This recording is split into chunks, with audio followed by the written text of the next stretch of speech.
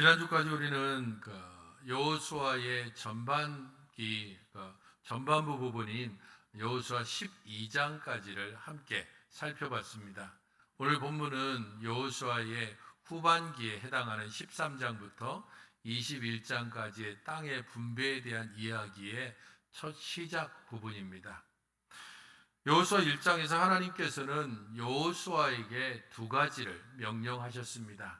하나는 이스라엘 백성들을 이끌고 약속된 땅 가나안으로 들어가서 그 땅을 정복하라라는 것이고, 그리고 또 다른 두 번째 명령은 정복한 땅을 취해서 이스라엘 백성의 소유가 되게 하라라고 하는 명령입니다.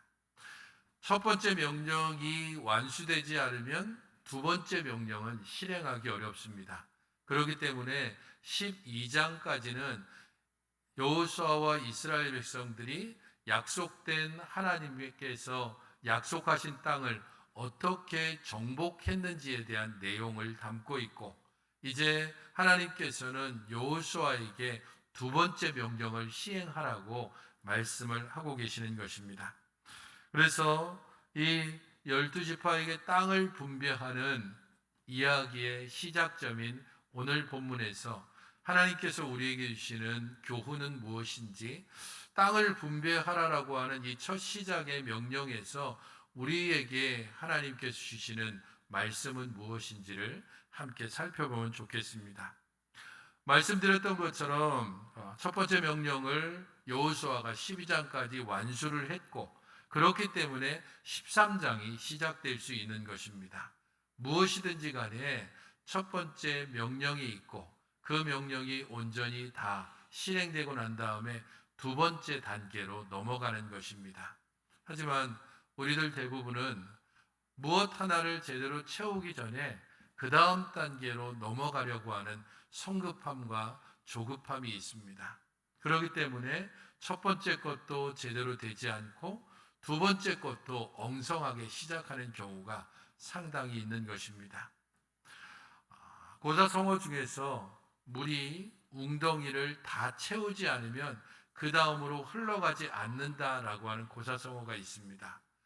물은 반드시 웅덩이를 다 채우고 그래야만 그 다음으로 흘러넘쳐서 그 다음 길을 향해서 나아갑니다.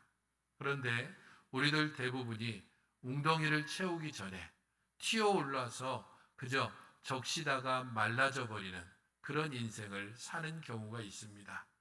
하나님께서 우리에게 주신 말씀과 명령을 우리가 온전히 순종하지 아니할 때, 그때 하나님의 약속과 명령이 우리의 삶 가운데서 성취되는 것을 제대로 알지도 못하고 경험하지도 못하고, 그렇기 때문에 우리의 믿음의 삶이라고 하는 게 너무도 얕은 수준에서 머물러 있는 경우가 있습니다.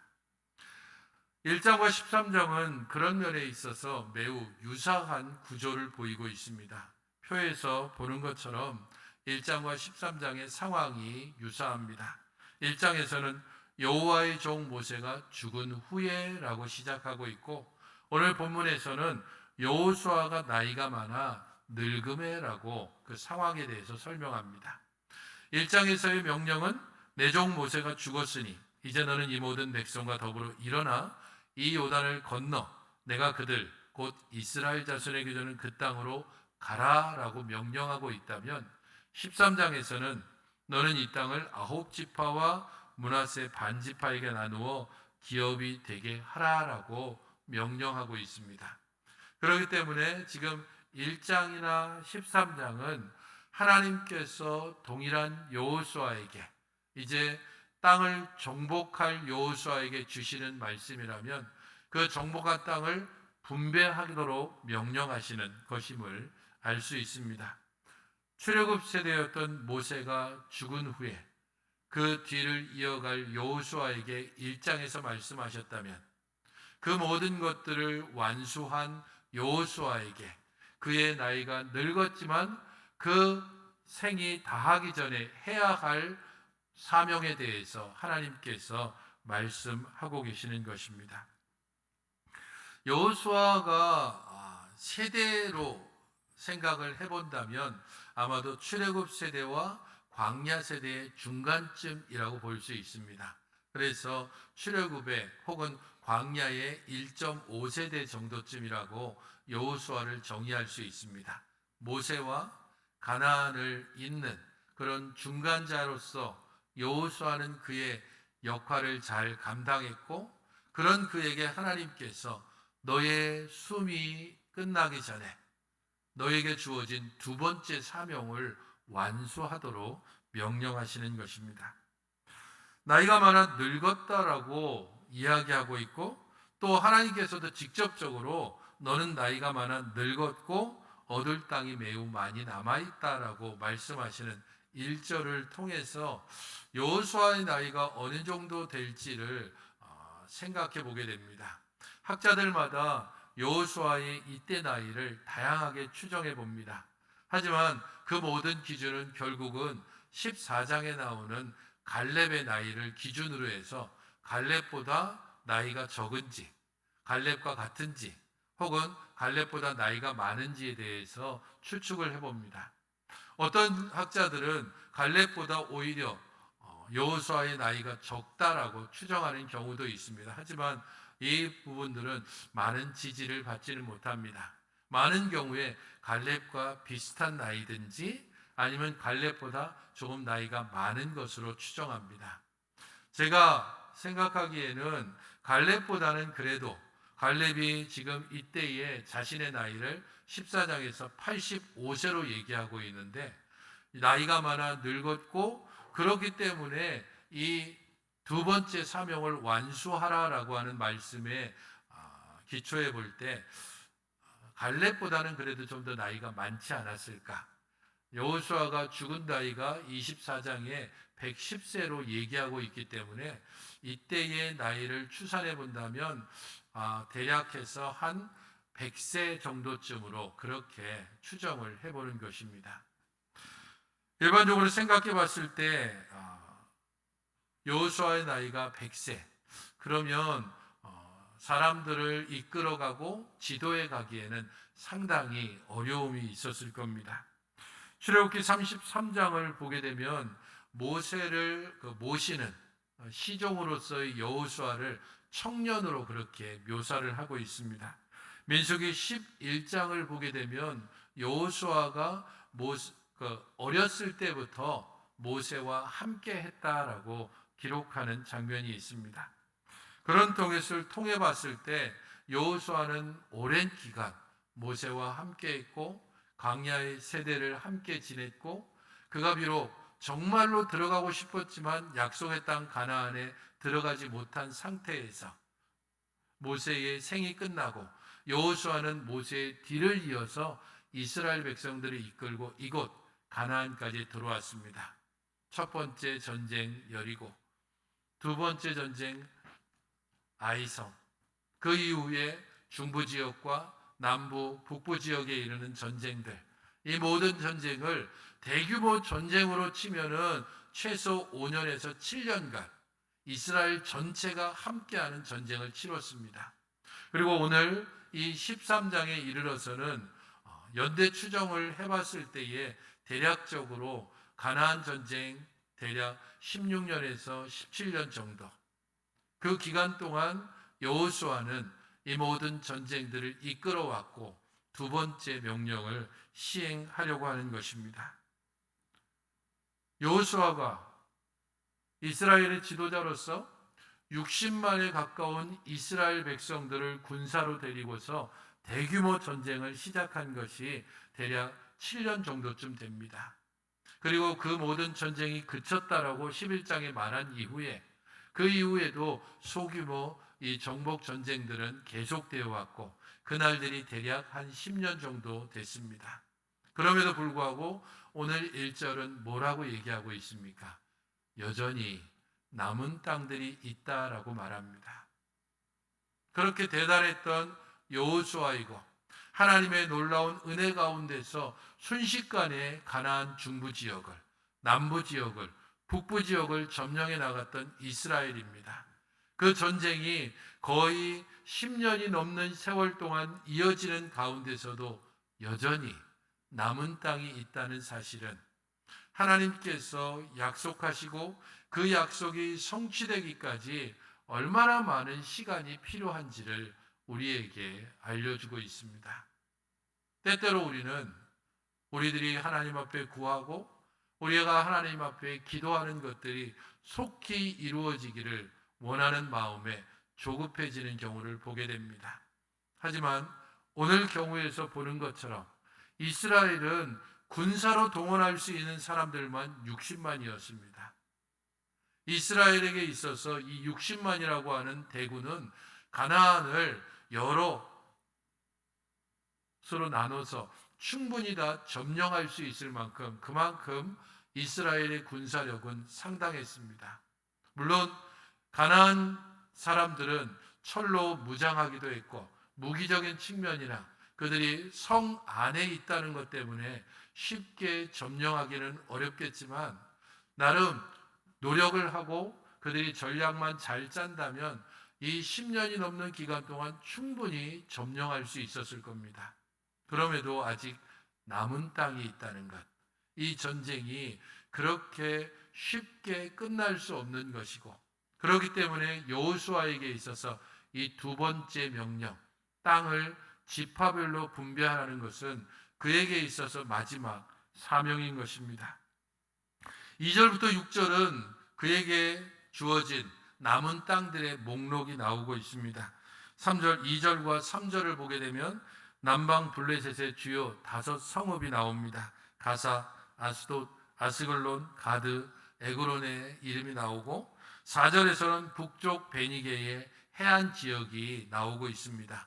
5절과 6절에서는 레바논의 북부 산악 지역이 등장하고 있습니다. 지금 2절부터 6절까지 아직 정복하지 않은 남은 땅들, 그 땅에 대해서 기록을 해두고 있는데 이 기록의 의미는 이 남은 땅들이 언제 정복되었는가와 연결됩니다. 남은 땅.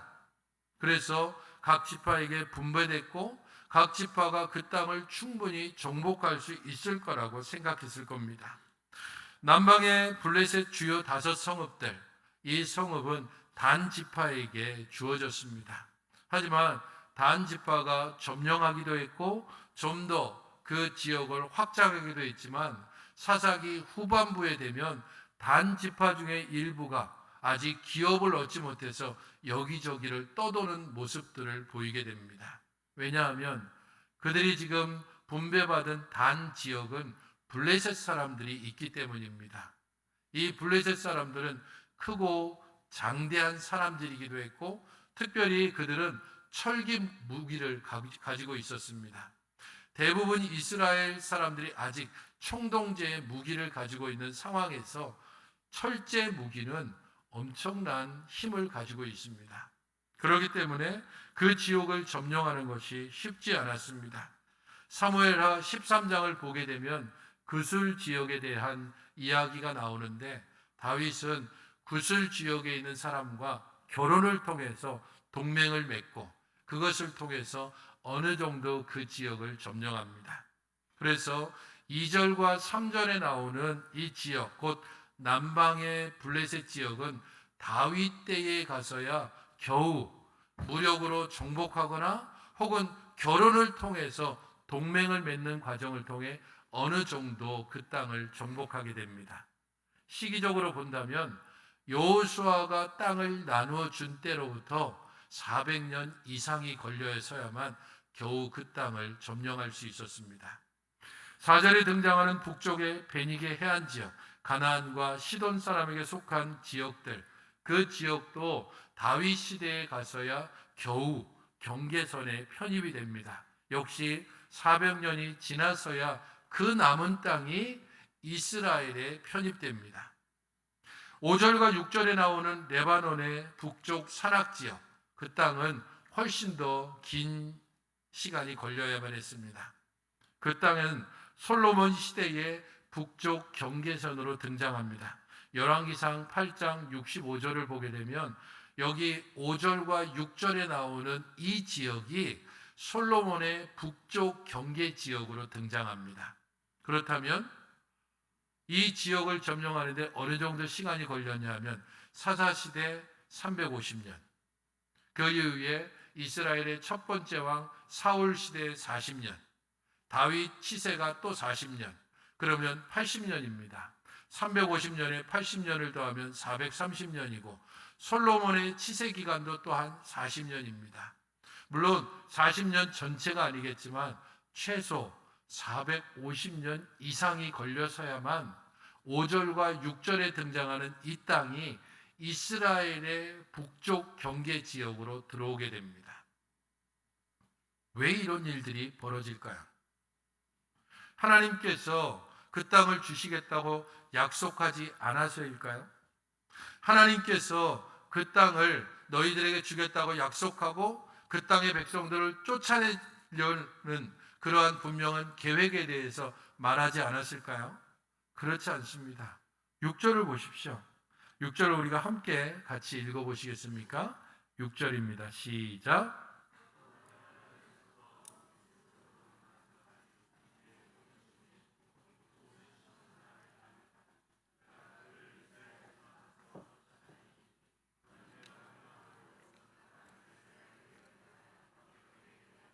내가 그들을 이스라엘 자손 앞에서 쫓아내겠다라고 분명히 약속했습니다. 하나님께서 분명히 약속하셨고 그 약속은 여호수아를 통해서 보듯이 확실하게 성취되는 것을 이스라엘 자손들이 알고 있습니다. 그럼에도 불구하고 그들은 이 약속에 따라서 온전히 하나님께 순종하지 않았습니다. 400년이 넘는 기간 동안 그 땅은 점령되지 못했습니다. 그 땅이 각 지파들에게 분배는 되었지만 분배받은 땅을 이스라엘은 확실하고 분명하게 자신들의 땅으로 차지하지는 못했습니다. 바로 나오는 14장에서도 15장에서도 보이는 것처럼 이스라엘은 계속해서 자신들이 분배받은 땅, 그 땅을 자신의 것으로 만드는 데 있어서 실패하는 역사들을 보여줍니다. 13장에서도 보면 13장 13절에 그술 족속과 마갓 족속은 이스라엘 자손이 쫓아내지 아니하였으므로 라고 말하고 있습니다. 사사기에서도 계속해서 나오는 기록은 두 가지입니다. 하나는 이스라엘 자손이 쫓아내지 않았다라는 기록이 있고 또 다른 기록 하나는 쫓아내지 못했다라는 기록입니다. 하나는 힘이 없어서 쫓아내지 못했다라는 기록이고 또 다른 하나는 힘이 있었음에도 그들을 자신들의 유익을 위해서 쫓아내지 못했다는 겁니다. 분명히 하나님은 약속하셨고 그 땅을 차지하라고 명령하셨습니다. 하지만 어떤 경우에는 쫓아내지 못했고 어떤 경우에는 쫓아내지 않았습니다. 그런 그들을 향하여서 하나님께서 사사기 2장에서는 이렇게 말씀하고 있습니다. 사사기 2장 20절입니다. 같이 한번 읽어보시겠습니까? 시작.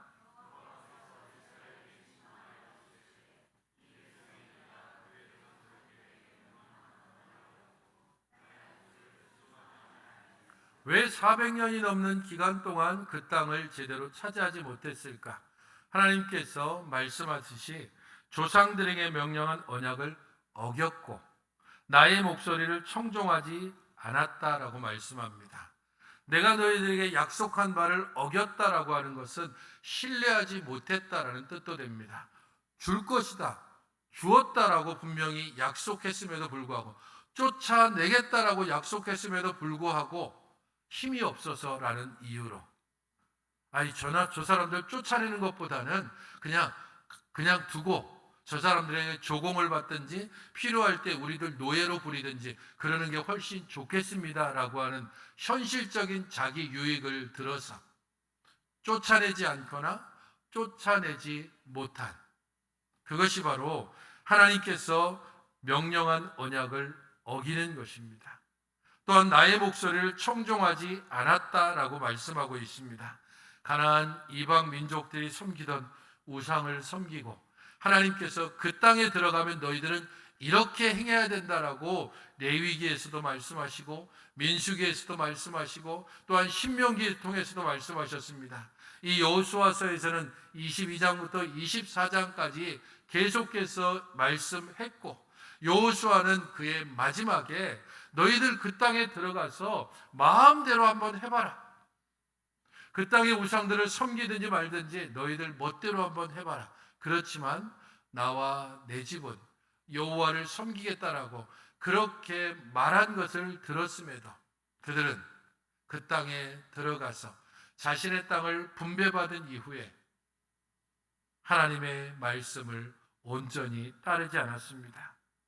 하나님의 언약을 신뢰하지 않고 하나님의 말씀을 순종하지 않은 이스라엘에게 하나님께서 무엇라고 말씀합니까? 사사기 2장 21절 22절입니다. 나도 여호수아가 죽을 때에 남겨둔 이방 민족들을 다시는 그들 앞에서 하나도 쫓아내지 아니하리니 이는 이스라엘이 그들의 조상들이 지킨 것 같이 나 여호와의 도를 지켜 행하나 아니하나 그들을 시험하려 함이라 하시니라. 너희들이 나의 약속을 신뢰하지 않는다면 나도 너희들을 신뢰하지 않겠다. 너희들이 나의 명령을 순종하지 않는다면 나도 너희들에게 약속한 것을 잠시 유보해 두겠다. 그래서 너희들 앞에서 쫓아내기로 한 그것들을 쫓아내지 않겠다. 조상들이 지킨 것 같이 정말로 너희들이 나의 도를 따라 행하는지 행하지 않는지 너희들을 시험해 보겠다라고 말씀하고 있습니다. 여호수아는 하나님의 약속을 받았고 그 약속을 신뢰했습니다. 하나님의 명령을 받았고 그 명령을 따라서 충성했습니다. 여호수아의 다음 세대를 이어갈 이스라엘 백성들, 그들은 하나님의 약속을 받았고 그 약속을 신뢰하지 않았습니다. 하나님의 명령을 받았고 그 명령에 온전히 충성되지 않았습니다. 그 결과가 무엇입니까? 남은 땅이 있지만 그 땅을 자기들의 것이라 주장할 수 없는 지경에 이르는 것입니다.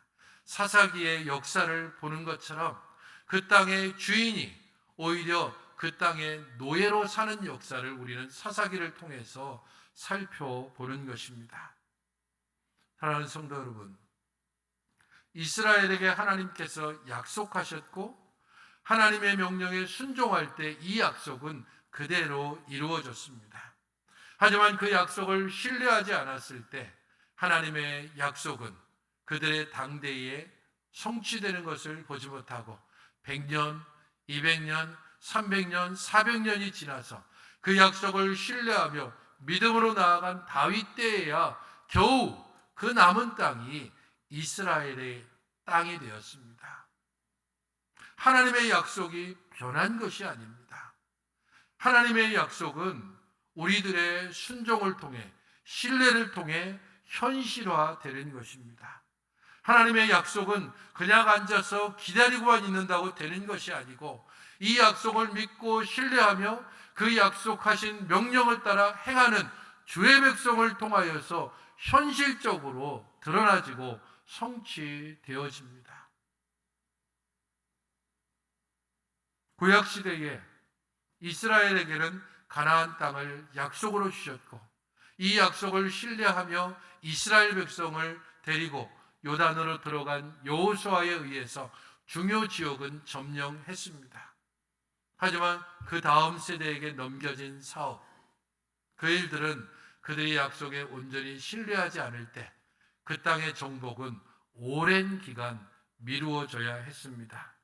믿음과 순종이 약속을 현실화합니다. 그것은 신약시대를 사는 우리들에게도 동일하게 주어진 것입니다.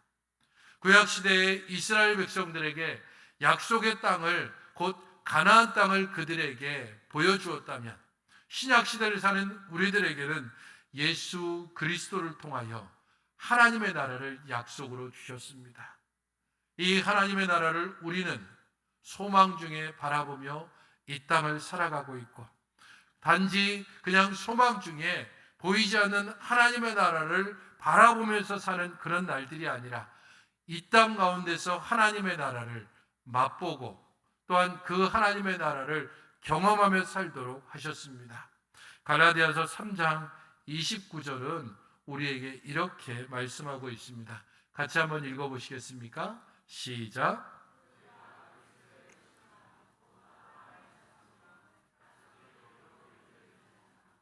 갈라디아서 3장 29절은 신약의 시대를 사는 우리들을 구약 시대의 아브라함과 함께 연결시키고 있습니다. 너희들이 정말로 그리스도의 것이라면, 그리스도와 함께한 자들라면, 그리스도에게 합한 자라면, 그렇다면 너희들은 아브라함의 자손이다. 아브라함에게 주어진 모든 약속들이 온전히 이루어진 것처럼 너희들도 그 약속의 유업을 이을 자다라고 말씀합니다. 우리는 가나안 땅을 우리의 약속의 유업으로 받지 않았습니다. 우리는 하나님의 나라를 약속의 유업으로 받은 자들입니다. 이 땅을 살지만 영혼을 소망하는 자로 살아가는 자들입니다. 우리의 육신은 점점 약하여지고 이런저런 질병 때문에 때로는 고난과 괴로움 가운데 있지만 영원한 그 나라를 바라보며 소망 중에 이 썩어질 것이 썩지 않을 것을 온전히 이루는 그날을 바라보며 살아가는 것입니다. 주께서 그날을 소망하며 살아가는 우리들에게 어떻게 이 약속을 우리의 삶 가운데 현실화할 수 있는 그런 길을 제시해 주셨는지 요한복음 14장 13절 14절은 우리에게 주께서 이렇게 말씀하셨습니다. 같이 한번 읽어보시겠습니다. 시작.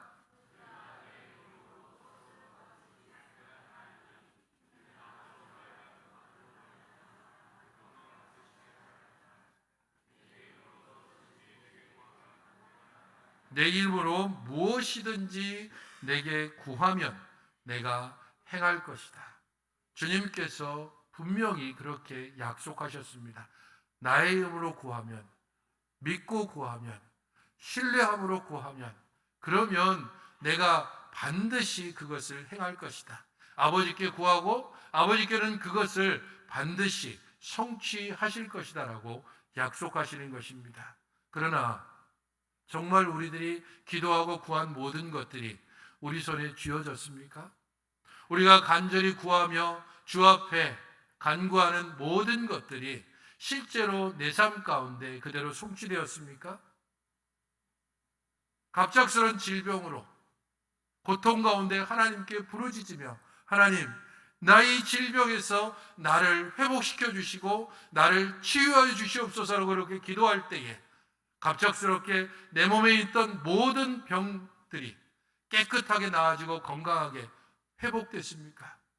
하나님, 내가 지금 경제적으로 너무 어려운데 하나님께서 하늘의 문을 여셔서 창고에 쌓을 것이 없도록 내게 부어주십시오라고 그렇게 기도할 때에 내 통장 잔고가 내 모든 물질적인 문제가 갑자기 다 해소됐습니까? 사람과의 관계 문제와 갈등 때문에 고민하며 하나님 사랑하게 해주십시오. 하나님 이 사람과 더불어서 정말 하나 되게 하십시오라고 그렇게 간절히 기도하지만 그 모든 관계가 그렇게 쉽게 해결이 됩니까?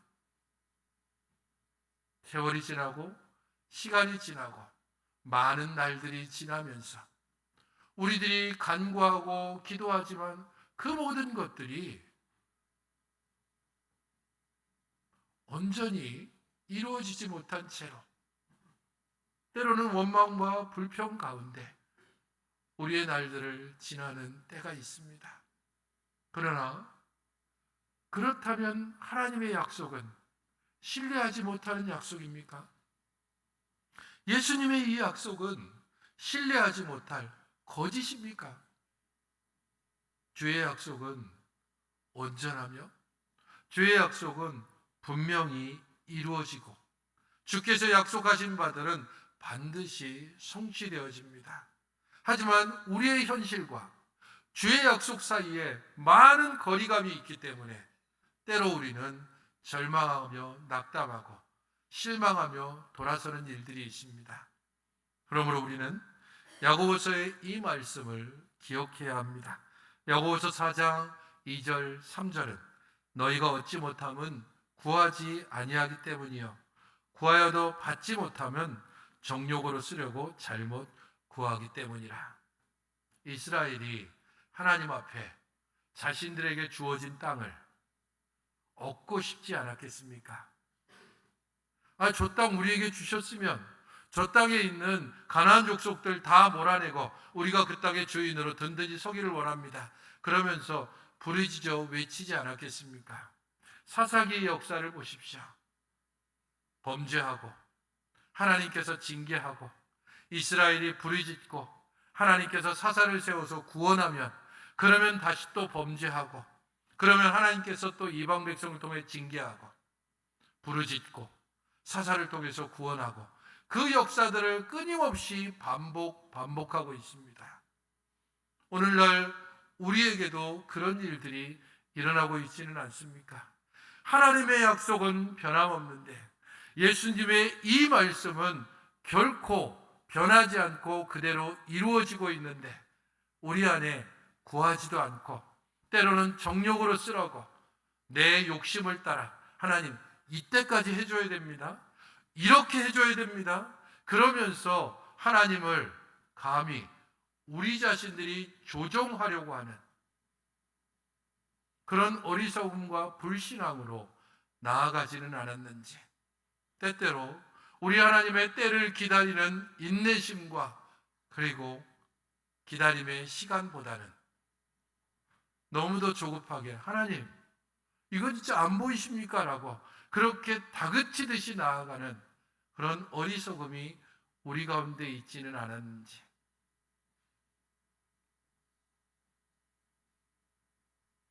하나님께서 이스라엘에 위하여서 가나안 족속들을 한 번에 다 멸절시킬 수 없었겠습니까? 원하신다면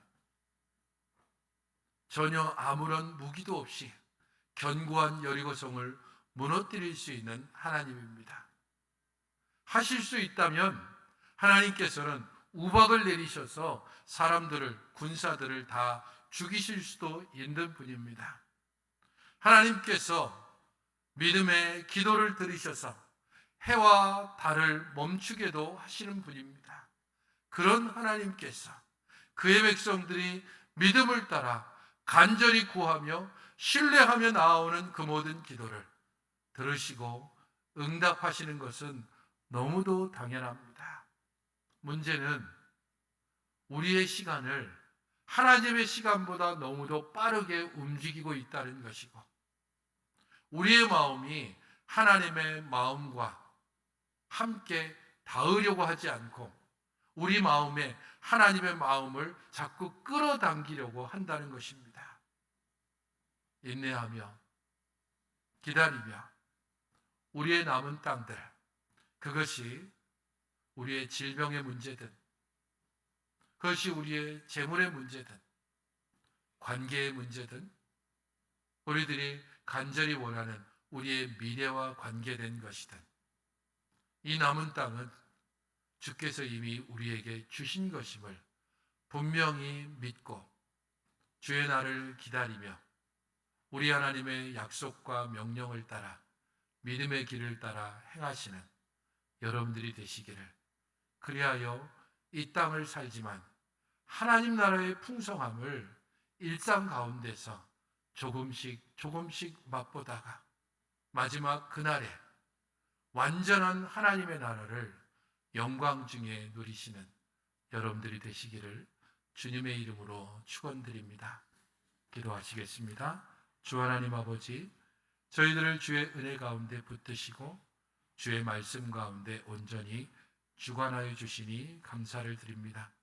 하나님께서 우리에게 약속하고 명령하신 모든 것에 온전히 순종하여 우리 하나님의 약속과 명령을 우리의 삶 가운데서 경험하게 하시고 그로 말미암아 하나님을 향한 감사와 찬양으로 날마다 주께 나아가게 하시고 이 땅을 살며 하나님의 나라를 유업으로 받은 자로서 하나님의 나라의 풍성함과 평안함을 온전히 누리며 살아가게 하여 주시옵소서.